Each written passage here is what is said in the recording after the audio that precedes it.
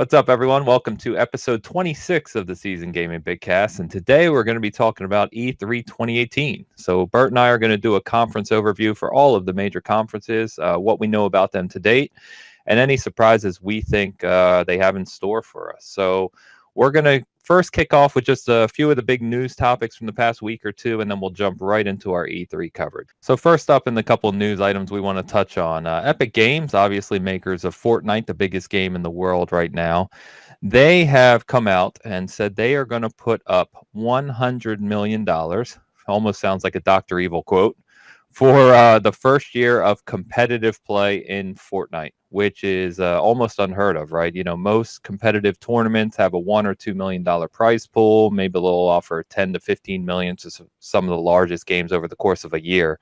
But the fact that they can put up $100 million in the first year just goes to show how much Fortnite is making right now. And in fact, a CNBC article came out earlier today estimating that Epic Games can expect to make somewhere in the neighborhood of $3.5 billion annually, the way Fortnite is going right now. So just amazing news for players and streamers and the people who are competitive Fortnite players, but really unfathomable. And it just goes to show how big the game is right now. It's funny because we aren't the biggest Fortnite players. We tend to play more of the PUBG realm, but that is kind of insane money. And I can only imagine that that's just going to get more people practicing Fortnite, maybe get teams to, play against each other to get more competitive. But that's a lot of money just for winnings. And I don't know. I always, anytime I think of Fortnite, I think of microtransactions as well, because people are going for that extra nice armors, or I should say costumes, not armors. But yeah, it's quite the phenomenon. And it's even crazier that even a year ago, it was only PUBG being talked about. Yeah, and it's funny you mentioned the outfits and the microtransactions. Just last night, my son was playing, go figure, and he looked and there's a legendary outfit, that if you don't have any V-Bucks, you can buy. It's $20 for one outfit. And I'm like, that's just, and people are buying them by the millions. So no wonder they're making so much money. But you're right. This will just generate a load of interest for the competitive players. And it'll be interesting to see where this game is next year with this amount of money thrown out there. So the other, kind of biggest games in the world had some reveals over the past week, and that's Call of Duty and Battlefield. So let's start with Call of Duty. This year is Treyarch's turn with Black Ops 4, highly anticipated. And the big question, of course, speaking of Fortnite and PUBG, was, will Call of Duty do a Battle Royale mode? And the answer is yes, they are. It's going to be titled Blackout. And interestingly enough, they didn't give too many details. They kind of shied away from, the specifics. They did say it's going to be 1,800 times the size of Nuketown, the map, which really puts nothing into context, right? Because that's just 1,800 times. You don't even know what to picture. But what I found most interesting was they said it's going to have air, land, and sea vehicles, which is something Call of Duty has not done that I'm aware of, unless you can correct me, Bert. But it's going to be interesting. We don't know if it's going to be first person. We don't know if it's going to be 100 players. We don't know what it's really going to consist of other than that they said it's coming. Other than that, the multiplayer looked very reminiscent of Black Ops 3, in my opinion, with the exception of the wall running and the boost jumping. And it has operators again, so, whether or not you like that, we'll see. And then the multiplayer expansions or maps will be free this time for the first time, which I thought was really good news and something we've talked about at length here. And then lastly, they're going to focus a lot on zombies. They're going to have 3 actual different kind of story-driven missions at launch, with more to come. There will be a season pass for the zombies mode specifically, and that will represent more of the story-based mode of Call of Duty, considering there's no campaign this year. So, Bert, what are your, what are you thinking about Blops 4? Blops, I'll never get over that. Yeah, so I think you covered it pretty well as far as what the announcement was. And to me, I think the thing that will interest me the most is, out of all the modes of the multiplayer side, is which one will take off the most.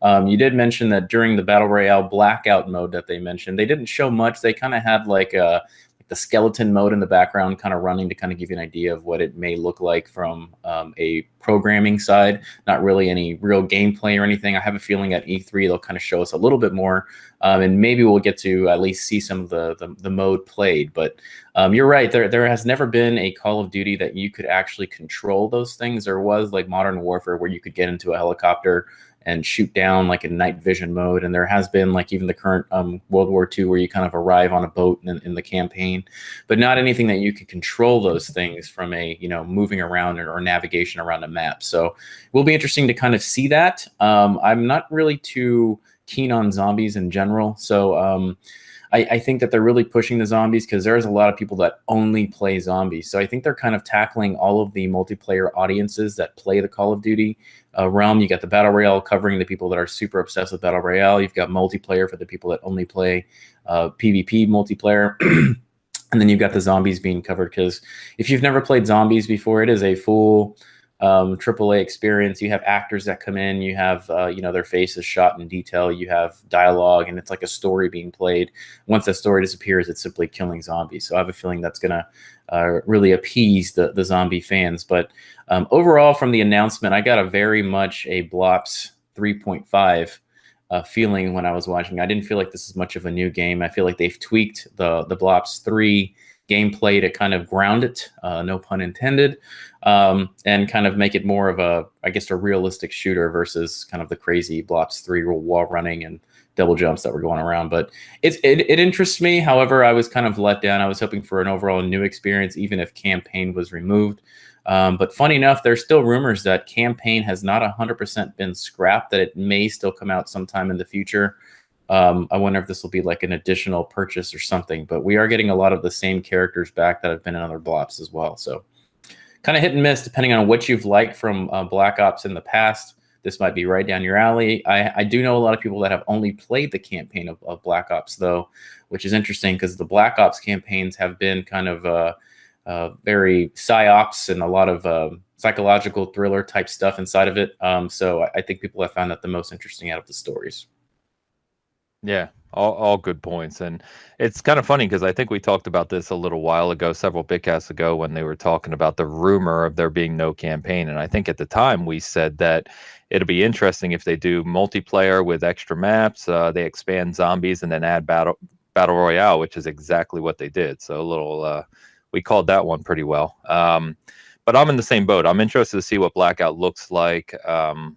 But overall, I wasn't too impressed. Multiplayer is what I would play most in Call of Duty, and I did not really enjoy Black Ops 3, and this looks like 3.5, like you said. So not a lot of interest here. Yeah, the other thing I'll mention really quick is usually when there's a new Call of Duty, like the graphics really jump out at you or something, and that's where I kind of get the 3.5 mentality from, is because it looks exactly like Black Ops 3. There's nothing new to it. There's no new skins, or you don't look at it and go, wow, that looks amazing. And I hope that when they mention the campaign's not dead, that doesn't mean that they simply will focus more on the story and zombies, because I don't care for zombies at all. I think it's a cool, show someone how to play it, maybe play with your significant other, a couple of friends, but I think most of the time people play somewhere else.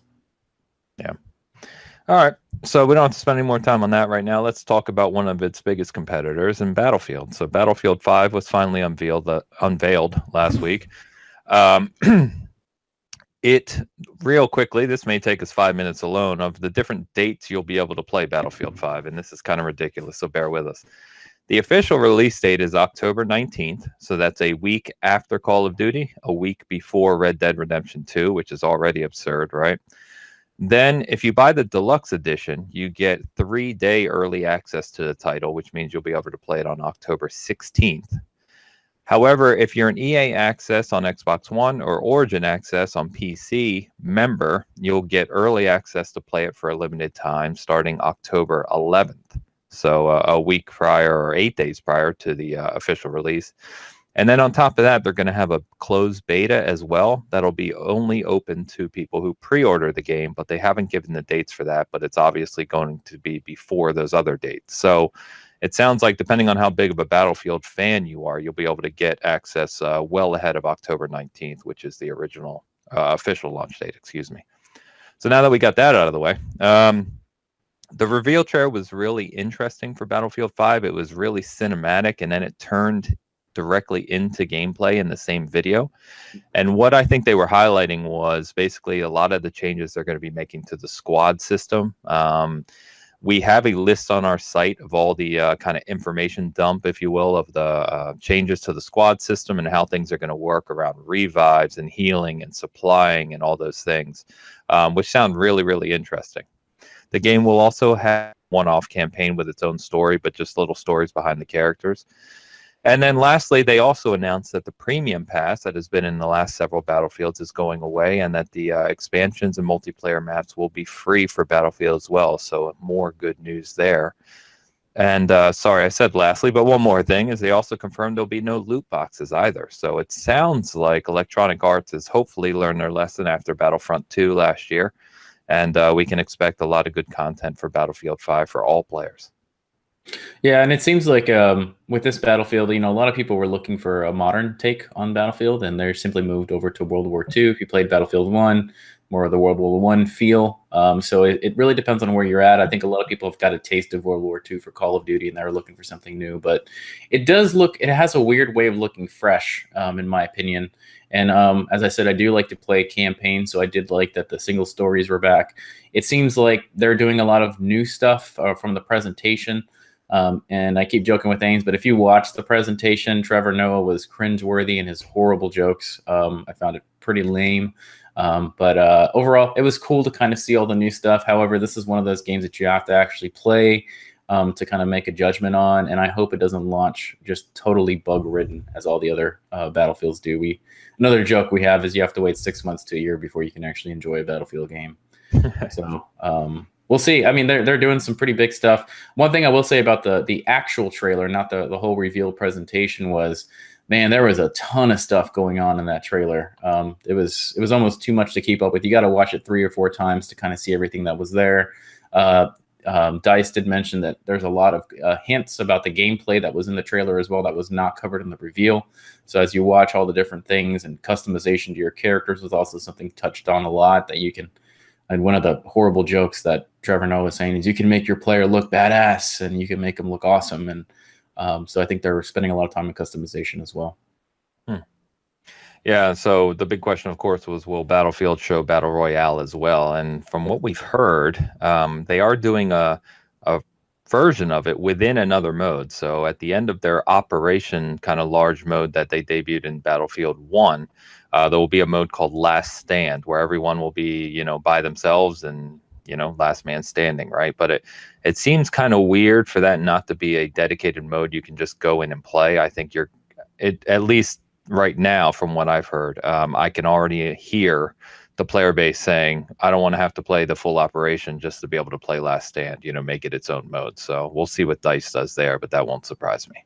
Yeah, another thing that they touched on the reveal is a new mode or a new feature of the game called Fortifications. And I'm really having my fingers crossed, because I hope that is not their version of having a Fortnite type gameplay where you can build a wall or a castle or whatever you want in that second. Because what the development team was mentioning is as they were looking at the demolition and the kind of the destruction of past Battlefield games, a lot of people were tearing down cities to where there was like nothing left. So with Fortifications, you can rebuild walls that have already been knocked down. And that is going to be in Last Stand. So I hope and just as much as I can say, I hope that is not part of the Last Stand where you knock someone down and it's just 5 people left and you have people rebuilding walls around themselves, because that's one of the things I don't like about Fortnite. Yeah, on that point, I agree entirely. So we'll see. All right, a couple other small things to talk about, and then we'll jump into E3. So Wolf Among Us 2 is still coming, which is great news, because there were some concerns when Telltale Games started laying off some of their staff and some of their plans changed. But they confirmed it's still coming, except for it's been pushed to 2019. I love Wolf Among Us. I've been really looking forward to Wolf Among Us 2. I do not mind this delay at all, however, because I really want the quality to come back up from the Telltale games. So if they need to take a little longer to make it, and then Mega Man 11 is coming this year. We heard from Capcom, last year about it. It looks really good, especially for Mega Man fans. There was a leak on the Singapore PlayStation Store, which showed a release date, and it showed October 3rd. So that's an official store screenshot, so that's probably pretty reliable. But right now, we're classifying it as a rumor until we hear more. But, Bert, anything Wolf Among Us 2, Mega Man 11? No, I just can't wait for Wolf Among Us 2. We were talking off camera that we were just glad it wasn't canceled. We haven't heard anything about it ever since it was kind of announced that it was in development. And Telltale has been kind of all over the place with their releases and what's coming, what's not, their teams. And so I'm just glad it's still coming. It's a ways away, and I'm assuming it's still going to be episodic. So we're just going to get that episode 1 and have to wait a little while for episode 2, etc. So we'll see. Mega Man 11. We talked about it in the past. Those games have always been too hard for me. I hope this one's at least approachable, and hopefully it's fun. Cool. All right, let's go to the big topic, E3. So what we're going to do for you here is we're actually going to run down every single conference, the time that it's showing, and what we know about it to date, along with a few of our own personal thoughts. So we'll kick off with the first one, and that's Electronic Arts. Their actual conference is going to be Saturday, June 9th at 11 a.m. Pacific, 2 p.m. Eastern. What we know is that Anthem will have a big presence. It is expected to be playable at E3 and releasing in early 2019. Obviously, Battlefield 5, as we just talked about, is going to have a big presence as well, and that'll be playable also. They've mentioned FIFA 19 and Madden 19. I bet none of you expected that, so big surprise there. And then we know that the continuation of the additions to Battlefront 2 will be shown. The solo, movie content is being released, and they may talk about their plans for later in 2018 as well. So, Bert, what are you looking forward to out of Electronic Arts? Anything you think they're going to show that we haven't heard about? Gosh, I don't know. I think really Electronic Arts' big push right now is going to be Anthem. I think we've heard many times that BioWare has mentioned that this cannot suck. It can't be bad. It has to be good. And Anthem was what I was most excited about. However, with our talk recently of Battlefield 5, I wanted to see that as well. But for people listening, we are going to be at EA Play. And we did kind of screw up our registration on this fact that we both signed up for Anthem, where one of us should have gone to Anthem, the other one should have gone to Battlefield. But the timing was kind of tricky, and we thought that we could sign up. So we're going to do Anthem. We're going to check out we have a slot. I believe it's at 10 a.m. Pacific time, and we'll be able to check it out. Wait, is it at 11 a.m.? It's Pacific 10, time. But it's Sunday, the following day. Oh, that's right. So we'll be at EA Play, which is the kind of a supporting side of the Electronic Arts side of E3, and we'll check that out. But I think we'll hear more about Battlefield 5 that we didn't hear in the reveal. We're going to hear the exact same things we hear about the sports titles. FIFA's going to have some new maybe sprinkler mechanic for the grass in the game, and they'll probably have a new licensed team somewhere. And I don't even know who the cover athlete is this year. It's probably Ronaldo again. And then Madden, I'm sure we'll hear more about enhancements because last year when the X came out and the Pro was getting their enhancements, they added some new stuff to the enhancement. I'm sure we'll hear more about the new power they've unlocked or something. And they'll have another cover athlete that'll probably have a broken ankle midway through the season. And I think I saw a leaked cover for Madden, which is Terrell Owens. Sorry, I'm sick and I started laughing. So I heard that was the Hall of Fame mode that they have, and you'll be able to get athletes that have been in the Hall of Fame. So, it's the greatest quarterback ever who's currently playing will have to go against maybe the second greatest quarterback, Joe Montana, in the game. We'll be able to play in the game. New podcast incoming. No, but I have no idea. It's going to be the same joke. Let's see. What's the other? Is it NBA Live that they have? I heard that they were working with NBA Live even better this year. Last year's NBA Live was very mediocre. It's free on EA Access, by the way, if you want to check it out. But it was better, and they've been canceling so many of their NBA Lives over the past decade that hopefully they're spending a little more time and money and development in it. Yeah. I'm obviously looking forward to Anthem the most. Check out Battlefield, as you said. In terms of things that we're hoping for, I know for me personally, I don't think it's going to be there, but I would love to see or hear something about the new Dragon Age. That's the other game that BioWare is working on. They've confirmed they're working on it. It's likely still in early development. So, but even if we could just hear, what the plans are for it, I don't even need to see gameplay, just a teaser, maybe a quick discussion on it. And then this is really going out there. But I would love for them to tease something about bringing back Dead Space. We've talked about it many times, and that is a dormant franchise that needs to come back sooner rather than later. I don't think we're going to see it. It's just a wish list thing. It would have to be a new development team because Yeah. Visceral is no longer together. So I don't know. I'd love to see that too. Yeah, that'd be great. Other than that, I don't know. I mean, Need for Speed's in a weird place right now. I don't feel like it's as nearly as relevant as it used to be, especially with Forza Horizon taking over the crown of the open world racer, and now the Crew 2 comes out what next month, June, I Yeah, think. I can't Um, wait. yeah, from Ubi. So I mean, and that looks actually pretty good. So I don't know. We'll see what EA brings. I hope it's not just Anthem, Battlefield, Battlefront, and the sports games. You know, I hope they've got something else. I'd love to see another EA Originals too.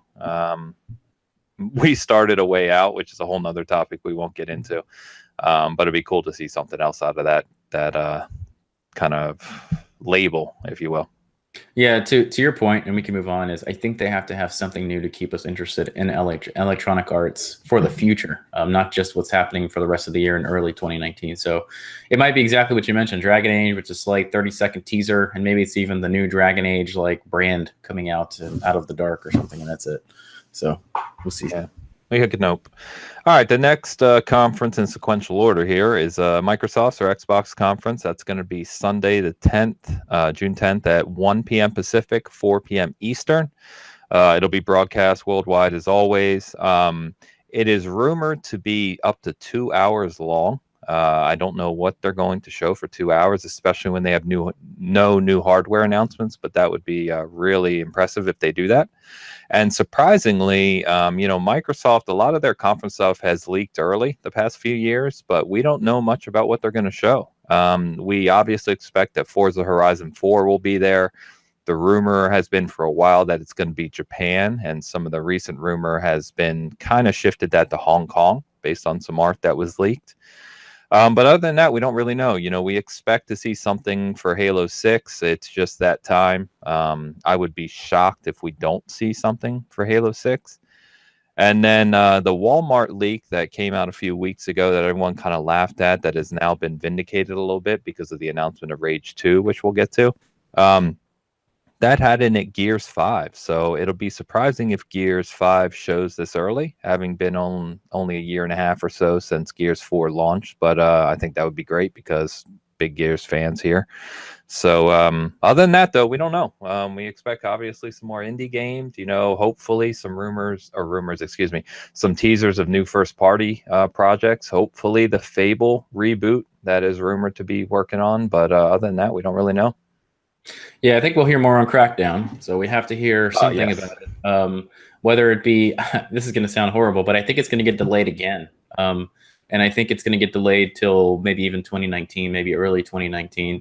I don't know what's going on with that game. I've heard some pretty poor stuff going on with the overall development of the game. So that's kind of unfortunate. But I think we'll hear that. And the new rumor that I've seen circulating around social media is that it'll be potentially Gears 5, but also a potential spin-off or an XCOM type game of Gears, which is the new rumor that's circulating. I think that would be actually kind of interesting to see like an XCOM type game of Gears. Or even if it's Marcus doing his own thing now that he's older, and because I actually kind of miss playing as Marcus in the last Gears. You just walk around and plant tomatoes and sow your garden and yeah. Funny enough, my Twitter in my Twitter description right now, I put the whole tomatoes line that he has in the game. I got to roll my fucking tomatoes. So I think we'll have to hear something about Gears. And then I think another thing that we'll see a lot at Microsoft is they're getting a lot of marketing rights right now. So we're going to see a lot more stuff flash on the screen. And I think, has it even been mentioned if Division 2 is Sony again, or is it Microsoft this time, or has that even been mentioned? No, but we'll get to that with the Ubisoft conference. But that's supposed to be big there. We don't know who has it, though. Yeah, and then another thing that I've heard is Titanfall 3 is around the corner, and I have no idea who is going to have marketing rights. But the reason I'm even mentioning these other titles is because when we see the reel of the games that are coming, or they're going to push their stuff, is I think we're going to see a lot of these big titles that has been different than past Microsoft because they didn't get marketing rights to things. So I think we're going to get a surprise of something, whether it be Perfect Dark or, as your dream has been, Banjo-Kazooie. Yeah. I think they have to have some kind of exclusive that we don't know about that's coming. And we don't know what it is yet, but I think it's been being kept under wraps really well. Yeah, and hopefully it does. I want to be surprised. You bring up a good point about the marketing rights because the rumor right now, right? We knew they had Anthem because Anthem was already on Xbox's stage, so it won't surprise me to see more of that after EA's conference the prior day. We know they have Shadow of the Tomb Raider. Yep. They had Assassin's Creed last year, but there's not a new Assassin's Creed expected this year, so I don't know if it's something else with Ubisoft maybe. Yeah, we'll talk more about that in Ubisoft because I've heard some new stuff on that too. Okay. And then, damn it, you mentioned something else, which I just jumped out of my head as well. But as far as marketing rights go, so they have Battlefield also, so that'll be. Oh yes, that's right, yeah. Battlefield as well. So yeah, it seems to be a big kind of partnership with EA there. But you mentioned another game from EA that we hadn't thought about. You just said it. Oh man. We're getting old, folks. We're getting old. Titanfall 3? Titanfall, thank you. Yeah, Titanfall 3. There was a rumor that came out yesterday or the day before that a tease is coming for it. So that would be a really big surprise. And of course, we're talking about we don't know what else EA has. Well, there you go. Titanfall would be that another game. So I would love to see a Titanfall 3, especially if they go back to a more open multiplayer compared to Titanfall 2, which I didn't care for as much, even though it's still fantastic. But yeah, that'd be neat too. So we'll see. Yeah, other marketing rights that are big as Metro. They're going to have Exodus playing, and I don't even know what's going on with the development of that game. That's been all over the place. Code Vein is another one that has been talked about all over the place. And then the new thing that is a new rumor that is obviously not a Microsoft property, but Final Fantasy VII Remake is now coming to Microsoft consoles as well. So it is no longer an exclusive for Sony anymore. So I have no idea if that'll be teased anywhere. Yeah.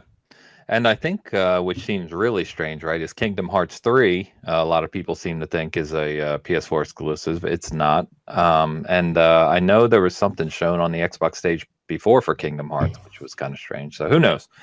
Anyway, but yeah, I think you're right. The third-party deals will be a big part of those 2 hours. But I really hope, obviously, some new stuff. And you mentioned Banjo-Kazooie for me, so I don't have to do it. But that better fucking show up. Excuse my language. All right. Next. Wait. Oh, sorry. One more thing on Microsoft. I think that they have to have some new ID at Xbox games because that's been kind of like Cuphead is an ID at Xbox. And then one of my biggest things at E3 that I want to see is Last Light. I want to see more of that. And I think there's going to be another surprise of another big ID at Xbox game. Yeah, ID at Xbox.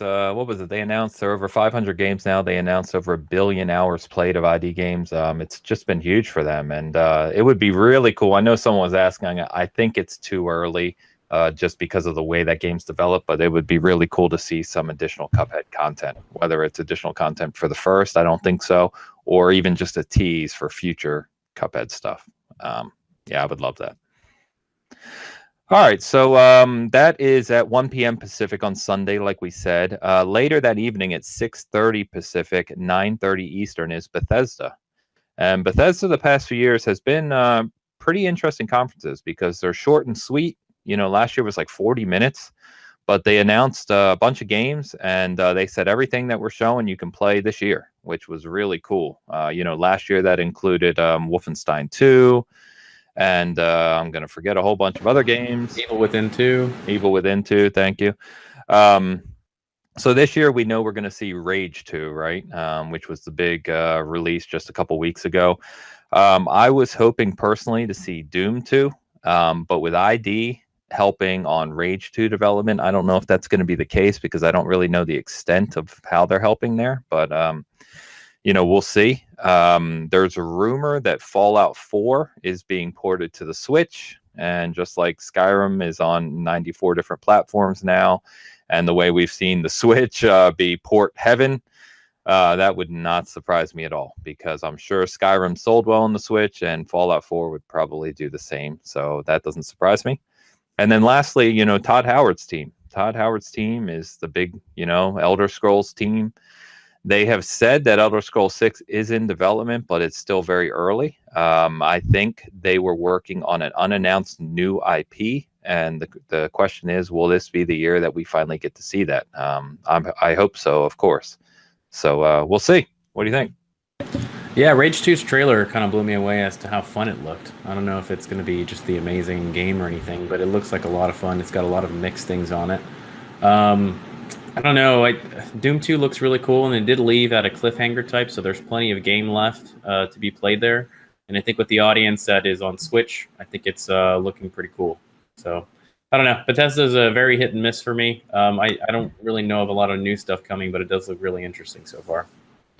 Yeah, I think Rage 2 looked more interesting than I thought it was going to, right? And they called it like a shooter verse, which doesn't make any sense. Of course, they just throw words together, but it looks like it's going to be in the vein of that kind of co-op, open world, varied environment shooter. So that could be really fun. I'm hoping to see more of it. But yeah, I'm really interested to see what Todd Howard seems doing or what they've been working on for the past few years. And, you know, they're not the ones doing those ports of Skyrim, so they've had several years now to be working on other things. So I hope we see it. Quick mention on this one. We're not this isn't a big one, but it is kind of funny, is that Devolver Digital has their own conference late Sunday night, 8 p.m. Pacific, 11 p.m. Eastern. They have had a conference last year. It was kind of strange, and I think purposefully strange. They've even apologized for this upcoming conference in advance, which kind of strange. But 2 games they're working on, I apologize, I don't know too much about them, but that are expected to be shown are Ape Out and a game called I-Tier, I believe it's pronounced, and that's based around Norse mythology, which I figured you may want to look up more, Bert, because that's right down your alley there. But yeah, we see what they show. Hopefully there's something interesting here, but I figured I'd mention it because they are having an official conference. Yeah, maybe we can try to get into that one just to see if it's, walk in and no one's going to be there. But, props to them, in my opinion. I mean, you have to kind of give props to someone that's trying to do something, and they are known for being traditionally weird anyway. So I think it might be kind of fun to go, and hopefully these games are actually something playable and not just something nutty. Yeah, we'll see. All right, moving into Monday then. The first conference on Monday, which is early Monday morning, is Square Enix. So this is the first time they're having a conference in 3 years. And it's likely due to some of the properties that they have this year, right? So we know they have Shadow of the Tomb Raider. Xbox, we believe, has the marketing there. We'll see probably more of the details, more of the plans for the content, and I'm sure it'll look amazing. We've kind of talked about that already. We know they also have Kingdom Hearts 3. So after 14, 18, 29 years in development, that game is supposedly still coming this year in 2018. Based on what I've heard is that the release date is supposed to be revealed by next month, which of course lines up with E3, so we'll see. Dragon Quest 11, which we know is coming west finally, so that'll probably be a focus of some sort. We know Final Fantasy VII Remake, which there's been a lot of bad rumors about that lately, about how the development is in development hell. Whether or not we'll see that, who knows, but it'll be good to maybe get an update there. And then lastly, Crystal Dynamics has been working on this supposed Avengers title for a while now. And just given the success of the latest Avengers movie, you have Thanos showing up in Fortnite, it seems like the perfect time for Square Enix to come out and say, look, Avengers is huge. Here's the new game, in its vein. And it's been, 3 years in development now, I think, from Crystal Dynamics. So it's likely showable and hopefully playable. So we'll see. Yeah, I think Final Fantasy VII Remake is coming out in 2024. I think that's what they mentioned. And all joking aside, I think we should kind of forget about Final Fantasy VII Remake and just think it's cool that it's coming and almost forget about the trailers that we see about it. So we'll see what that happens. I'm personally most excited about Shadow of the Tomb Raider, with a close second of Kingdom Hearts 3. Ains, I know you're not the biggest fan of the series, but the stuff that I've seen just looks magical. And all the things you can do in it are cool. And I'm also very excited about Dragon Quest 11. So overall, I'm pretty happy that they're actually having a conference and not just a video or whatever they want to show this year. I'm hoping to see some of these games coming out in the near future and not something for 2019 or 2020. But Shadow of the Tomb Raider, I know we have a firm launch date on it. I can't wait for it. Yeah, Dragon Quest 11, I think, just because the history of that franchise or series may interest me. I'm not as big into Japanese role-playing games nowadays, but I think I may pick that up, have to kill some slimes. It looks really pretty. It looks really pretty. It does. It looks really good. It looks really good. And it's been reviewed, excellent as well, on the Japanese side, of course. As for Kingdom Hearts 3, I will let it go. Just all right. Oh my god. Let's move on. Let's move on. So Ubisoft is later in Monday, midday. So Monday, June 11th at 1 p.m. Pacific, 4 p.m. Eastern. And they did reveal what they're going to be showing, surprisingly. So surprising to me, at least, was the first thing they mentioned was the Division 2. So, here we are. We just heard about it several weeks ago for the first time, and they're already ready to show it at E3. So that's good news to me. I've talked before that I've got hundreds and hundreds of hours into the Division 1. That development team learned a lot over the course of that game and made some huge improvements to it, and it's in a really good place right now. So I just hope we don't have a Destiny 2 situation on our hands where, Destiny, as you know, fans liked it more and more, especially after Taken King and everything. Destiny 2 came out and it's just been a disaster, for lack of a better word right now. So I hope we see something good out of Division 2.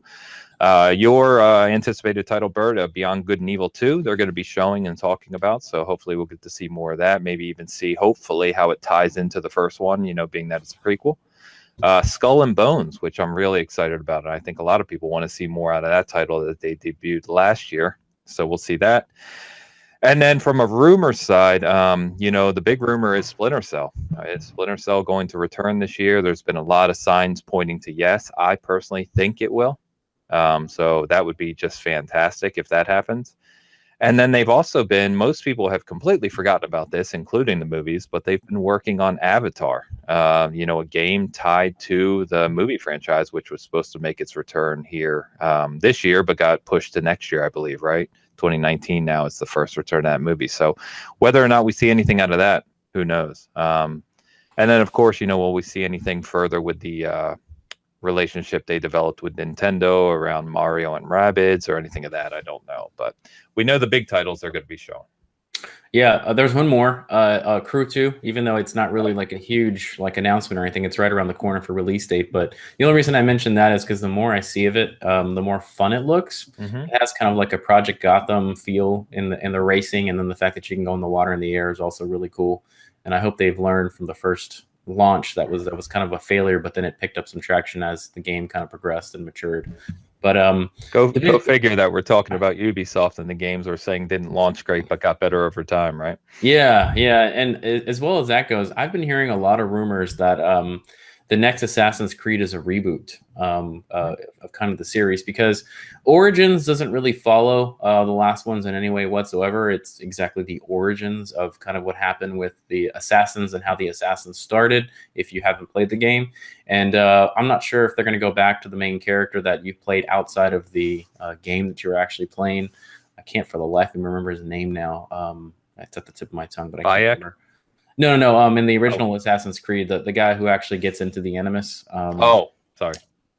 Is it? No, it's not Isaac. Isaac's Dead Space.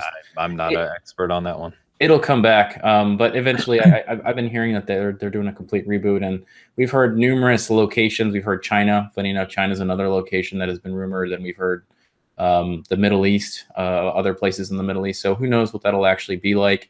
I think Division 2 will finally be the game that was teased, 7 years ago, or however long it was teased, where we saw that awesome footage. So I think we'll finally see what that looks like. I hope that it's not a failure at launch and then picks up steam again.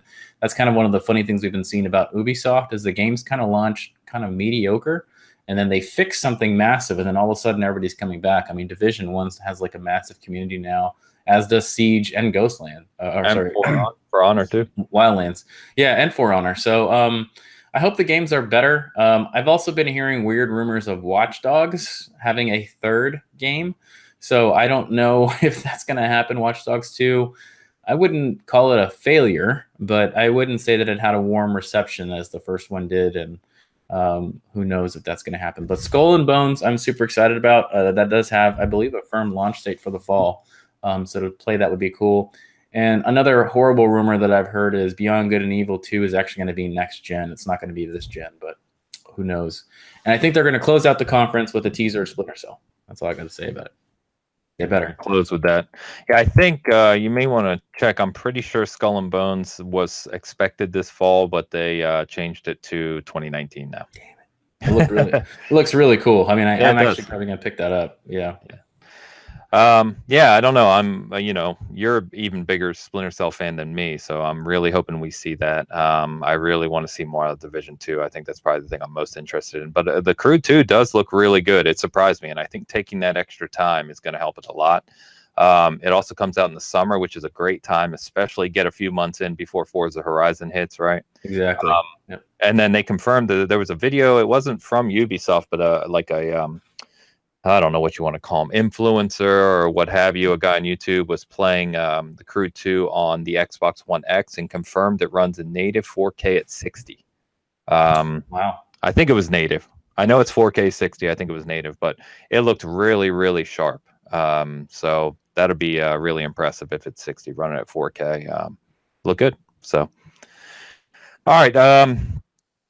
Just directly after Ubisoft is the PC Gaming Show, which is presented by PC Gamer Magazine. Kind of did a little research on what they're going to be showing. All they're saying is they're trying to go a little bigger than they did last year with some unannounced games, some unannounced trailers. They really didn't give any specifics around, what we can expect to see there. So I obviously would expect some games that are exclusive to the PC platform.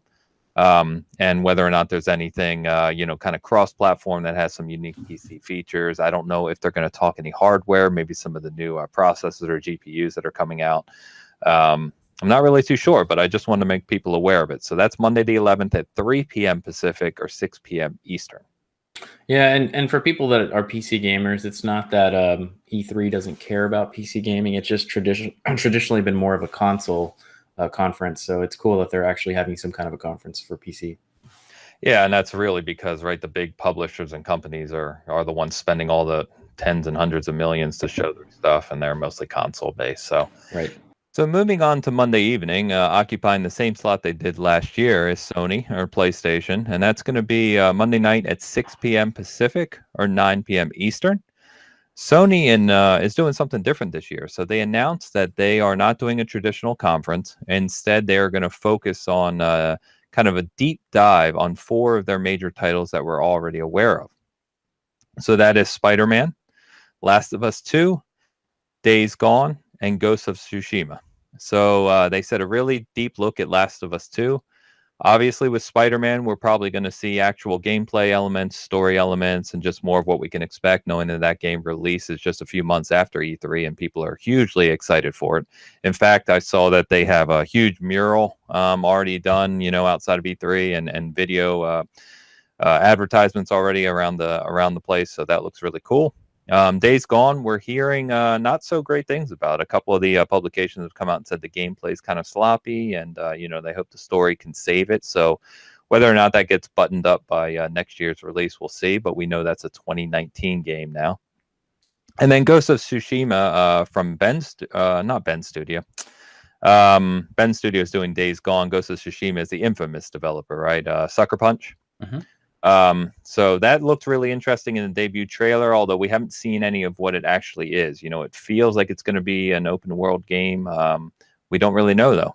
I hope it has elements of Onimusha, which we've talked about recently, and kind of see what that's going to be. And then of course, my favorite thing, Kojima has announced that we will see a new Death Stranding trailer at E3. He just wants to make it 3 years in a row of watching strange videos, so we're going to do that again.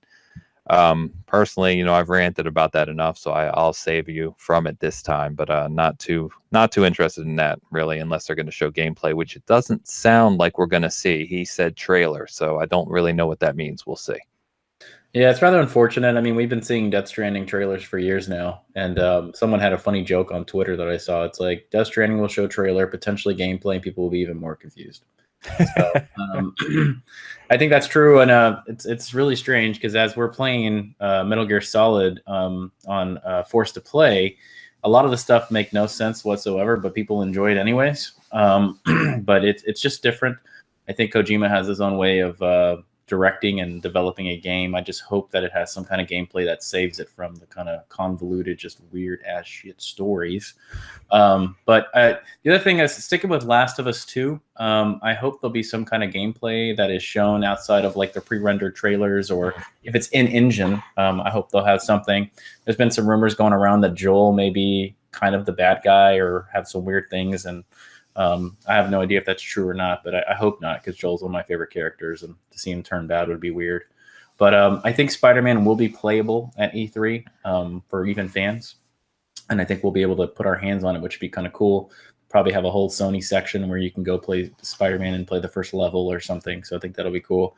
But I think Sony will also have another remaster that they'll kind of release. It seems like historically they've had a remaster of some sort, either from the PS3 era or their PS2 era.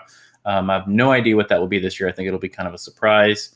And then lastly, and I'll switch the mic back to you, but I think Shadows Die Twice has to kind of be either Bloodborne 2 or the next Tenchu that they're kind of bringing back from the dead, I guess you could say. So I think that has to be mentioned this year. But there's a lot of other things coming too. Yeah, that's the weird thing we talked about, right? Is they've said it's not a traditional conference. We're going to do deep dives on these 4 games, but we don't know what else they're going to show. With Kojima saying Death Stranding is going to be there, is it going to be on Sony stage, which is what we would expect? And we know they have the marketing rights. We've talked about Red Dead Redemption 2, my most anticipated title and one of the biggest, if not the biggest titles this year. So will that show up somehow, somewhere? Rockstar doesn't traditionally do that, but maybe they do because of how big it is. And to your point, we know Shadows Die Twice. The latest rumors, like we talked about it, is it being a Tenchu reboot or what have you, but we'll see. I don't know what else Sony will show, if anything. They're at a point in this generation where the press about them is really positive. They've had a good, real good showing with God of War, and they're kind of riding that high right now. Spider-Man is really hotly anticipated, so and looks fantastic. Especially if you're a fan. I'm not even a fan of Spider-Man, but I think the game looks great. And then obviously the other ones we talked about are anticipated as well. So who knows? I'm excited as always, but it's kind of it seems like it's going to be a little different than they usually do. Yeah, the Spider-Man stock right now is at an all-time high. I mean, his most recent movie was fantastic. He had a pretty big role in the recent Avengers movie, and there's the new Venom movie coming out in the fall. So Spider-Man is all over the place. I think it'll actually sell the same, if not more, than God of War, just because the more fans that know about Spider-Man compared to Kratos and the God of War franchise. And the advertising of it is already everywhere. It's even in Austin on a couple walls, which is kind of crazy. But I think another thing is, Sony has marketing rights to Call of Duty, so I'm sure that'll be on their stage and mentioned somewhere. They might actually show the Battle Royale mode there. They've also got the Destiny marketing rights, so that'll probably be what's happening in the fall for them. And then regarding Red Dead Redemption, they don't only have the marketing rights for there, but they have the online DLC exclusivity rights for that as well. So maybe they'll mention what that is going to be at least, and whether it's going to be timed or completely exclusive, we don't know yet. But we don't know much about the online stuff yet. I hope to God they don't go the Battle Royale mode in Red Dead, even though it may work kind of well for that kind of game that it is. But I'm just already getting Battle Royale out, to be honest. Yeah, I just hope the DLC isn't like a full exclusive or anything, because I definitely plan to play that on the X because it'll probably run best there, and it's my most anticipated title. So it'll suck if there's content missing on the Xbox side, but that's been known to happen, so we'll see. Yep, Destiny. So, or if it doesn't get capped to what the Pro can do, like Destiny 2 does. I hope they don't do that. They better not do that, or I'll. Yeah, I don't see Rockstar doing that. I wouldn't think anyway. So, all right. So then we finished up the official conferences with Nintendo, and that is Tuesday. They're the last one, Tuesday the 12th, early morning, so 9 a.m. Pacific, 12 p.m. Eastern. We know the big thing from them is Smash Brothers. So, they've been teasing that for a little while, and we'll see what that consists of. They did confirm, at least, which we're excited about, that the fact that it's a new Smash Brothers, not just a port of the Wii U one. Hopefully it does some things different. For me personally, I'm a little worn out on Smash Brothers. It's fun playing co-op for a little bit, but other than that, it doesn't really interest me. So I hope to see some innovation in that regard. You hear that, Nintendo? Innovation. We know that Mario Tennis Aces is coming. Whether or not they kind of highlight that, I don't know. That releases next month anyway, right? So they may just kind of talk about that release. Octopath Traveler is one that we are really excited about here. We think we'll definitely see more of that, and their partnership with Square Enix on that one, because that looks really unique. They'll probably push Monster Hunter Generations, which I know you're going to talk about, Bert, a little bit, and that being another port, which most people don't even realize. And then lastly, back several weeks ago, they talked about expansions to Splatoon 2, including like a kind of like a story mode for that game, which is interesting, or single player content, we should say. So whether or not they have anything beyond that, any new reveals, things we didn't see, I don't know. I don't really think so. I think they're going to really push Smash Brothers, and Nintendo fans will go nuts for it. But we'll see. I'm ready to be surprised if they do. Yeah, my biggest anticipation is some new amiibos. Oh, damn it. We couldn't we couldn't even get through one. No. In all seriousness, I think Super Smash Bros. Will get the stage. And one big thing about Super Smash Bros. Is that they are sharing a lot of assets from the Wii U version, is a new announcement that kind of leaked out. So even though it may be a new game, maybe some of the characters that are less played or something will get the same exact look like they had in the Wii U version, which is, I guess, unfortunate, but I guess at the same time, it's good that they're keeping me in the game. The cast of characters in the last one was massive. There was all kinds of stuff. So as long as they keep that, they have to keep that going. I think we're going to get an announcement for a Pokemon Switch of some sort. I don't know if it's going to be one of the sapphires, the crystals, the diamonds, or any of that stuff. I hope it's a new game, and they did mention it was in development in one of their Nintendo conferences recently. We're finally going to get a launch date for Yoshi Switch. It kind of has to be at this point. We've seen the gameplay. We've seen what it looks like. I think it'll be playable at E3, so I think that'll be fun to play. And then something that I'm kind of reaching on, it's not really a prediction because it's happened in Japan already, is I think we're going to see a dockless Switch being sold now. And I think it's going to be probably $50 off the original cost of the Switch. So I think they're going to try to get that in more hands of people. And with the Monster Hunter Generations game, for people that don't know, that's actually a 3DS game being ported over to the Switch. And a lot of people were excited about that because that Monster Hunter was everybody's favorite for the longest time until Monster Hunter World released on the PlayStation 4 and Xbox One. So I think they're going to try to get more handheld gamers into just having a handheld Switch without the dock. And I think it's only $50 less in Japan. So I think it's the Switch is $299 now. Is that right? Yep. I think it'll be $250 without the dock, and maybe some new colors that you can do with it. Even though skins are becoming more and more common with the Switch. I think the D brand has all kinds of cool colors you can make the Switch, and it's pretty high quality. So I think we'll see more of that, and Nintendo trying to do it on their own.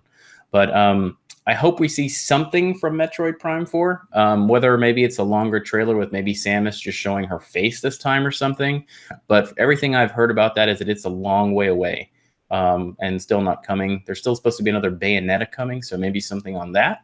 And then last but not least, I think we're going to see more ports coming from the Wii U, and even, like as you mentioned earlier, a Fallout 4 port or another port. And something to keep in mind is after like Doom and Wolfenstein port is coming for it, so maybe we'll see some actual gameplay of that has not been played in other closed door settings. Maybe it'll be playable now. But as those have kind of sat in the market now, the sales have just hit rock bottom. Like on Doom, no one's buying it anymore. It's not anywhere near as successful as a lot of people were thinking after kind of the dust settled and people realized that it's not the AAA experience that you can have on other consoles. So I wonder if that's going to be kind of a theme for a lot of the Nintendo Switch software that has come out. They have to have some new stuff coming, because if not, and as we've seen, the Switch software has kind of slowed down. It's still selling really well, but the crazy spikes that we had seen in 2017 have slowed down in 2018. Yeah, and you brought up Bayonetta 3, which I forgot about. So good call on that one. We'll probably see more of that, although I don't know when that'll be ready to release, but it'll be interesting to see more of that. I know you're a big fan of the Bayonetta games. So, I know. Your point about the Japanese bundle without the dock is a good one, too. It wouldn't surprise me if they bring that to the U.S., because a lot of people are just playing their Switches in portable mode all the time, which kind of surprised me, because I know when I'm home, I much prefer to play it on my TV. It runs better, right? A lot of the games run a little better when it's in the dock. It obviously looks better on a huge screen, and the Pro controller for the Switch is really good too. It's much more comfortable than holding the handheld or holding the the console itself. So with the Joy-Cons, so we'll see. Overall, I'm excited. I hope they surprise us with something. But right now, out of all that stuff, really, Octopath Traveler is the thing I'm most excited about by a long shot. I don't have a big interest in a lot of it other than that. So. Yeah, I mean, I think that's also because it's right around the corner. We're gonna have our hands on it. It's kind of unfortunate with Nintendo. They'll announce something and it's still 2-3 years away. So, and I think we also have to keep in mind that maybe the online service may get mentioned in a deeper way, or people will understand more about how it'll work. At the current time, there's a lot of eye rolling about it. So, Yeah, I think that'll just be a disappointment. So I don't know if they want to do that. yeah. Yeah, and then of course, long term, you were mentioning 2 and 3 years away, which we know probably Metroid Prime 4 is, right? So I don't know. I'm kind of doubting if we see anything about that. I think it's probably too early still. So, and I know we're not in our predictions episode, but do you know a lot more about hardware than I do, but do you see a Nintendo Switch Pro coming out or an X coming out for it? Or maybe they'll do kind of like the handheld mode only for the old Switch, and then they'll have like a supercharged Switch for some of the newer games coming out. Because if you think about it, within 2 to 3, 4 years, there's going to be a new Xbox or PlayStation, and the Switch is going to look ancient at that point. So there has to be something to kind of fill the gap. Yeah, I know. That's been a lot of the discussion. It's hard to say because of the tablet type format, right? They have to be able to fit that hardware with the screen in that tablet, and that makes it a real challenge. That's why it's such kind of an engineering cool thing, the Switch itself. But I would like to see it. I would certainly get rid of my current Switch and pay for one that's, maybe a double the power or something like that. Because yeah, I mean, right now, especially with the Pro and the Xbox One X, I mean, the Switch, when you go from the Xbox One X of a game and then go to the Switch, it is noticeable, like immediately. It's not there. And as time goes on, as you said, especially with the Switch only being a year old, if we get excuse me, if we get PS5 or Xbox, whatever it's going to be called, in 2021, even the Switch will only be 4 years old, right? Which isn't really that old, but it won't even be a tenth of the power of those new consoles. It'll be ancient, like you said. So I don't know. I can't really say, but it'll be interesting to watch. I hope that they do bring a stronger Switch out for sure. Yeah, the last thing that I will say about all that is, I think they're going to have to do something about it. I think that if the Bayonetta or Metroid Prime comes out with the old hardware, it's going to look just kind of boring. I think people will still buy it, but the people like us that play everything, it's just not going to really look that impressive to us anymore. Because I can't imagine by the time Bayonetta comes out, it's going to look, not only from a visual perspective, from a gameplay perspective, they're going to be tied down to hardware. But Digital Foundry did do kind of something recently where they showed what the mobile gaming probabilities are, that there is a new Tegra card out there that can push harder stuff. But then comes the fact of what kind of a screen are they going to use? They're going to have to at least have 1080p in their handheld versus 720. Yeah, the fact that they went 720 to begin with is kind of baffling, right? Because I mean, the screen size, what's it, 7-inch, I believe, on the Switch? Yep, I think it's 7.2. 7.2. Okay, 7.2. The cost of a 1080p at this point in time, LED, at 7 inches is like next to nothing. I can't believe they went with 720p. It just seems odd. Regardless, we'll see. I hope so.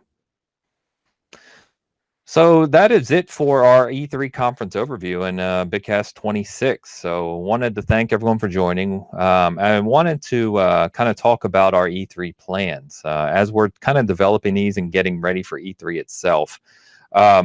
We're going to be here in a week and a half, going to do a predictions episode like we did last year. So Bert and I are going to kind of give all of our wild predictions for what we'll see at E3, along with hopes, of course, and just kind of have some fun with it. So we'll put that out before E3 comes, of course. And then we arrive in LA for E3 on the 9th. So we'll be covering the Electronic Arts conference that evening. We are going to do episodes nightly during E3. So we'll do like a 30-minute recap of what we saw during the day, of what we saw at the conferences, and we'll publish those nightly. So you can keep up and kind of get our opinion as we're on the floor, seeing these things, playing the games, and getting a personal, kind of view into E3. Along with a lot of daily stuff on our site too. So pictures and displays and maybe some cosplay stuff and just the E3 environment. We're going to share as much as possible from that environment with you to give you another angle of coverage that you might not see from some of the major publications.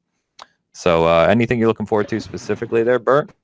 No, I just think it's going to be a lot of fun. It'll be our first E3 in person. I'm sure we'll do a lot of noob mistakes, go to the wrong booth or eat food at the wrong place, get sick, and eat crap at the hotel or something. But there's going to be a lot of people there. So E3 is getting bigger and bigger, and it's turning into a lot more fan-friendly versus just the press there. So we are officially pressed, by the way. So we'll be getting everywhere.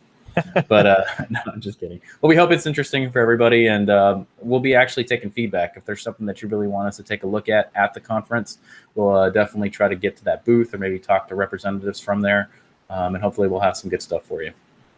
Yeah, and I think we'll also cover collectibles as well. It's becoming E3's becoming a place where a lot of the video game collectibles are expanding. I mean, even just beyond the Funko Pops and stuff, but some of the bigger things. So we're big fans of that here, as you know, if you've listened or watched us before. So we'll be covering that as well. But we're going to do our best to kind of give you daily content, especially with our daily recaps, like I said. Other than that, always appreciate the support. If the Force to Play series we've been doing is out there, episode 3 is up. We're going to be doing episode 4 soon with a little different formatting, to kind of tighten it up a bit for you. My latest article on revisiting the classics is out there for BioShock. If you haven't checked it out, I'd appreciate that. And then, as always, really appreciate the support of the podcast and our YouTube channel. So we're going to be posting all of our E3 coverage and videos and stuff on our YouTube channel. So if you haven't gone out there yet, please give it a view, subscribe, and we'll keep you updated.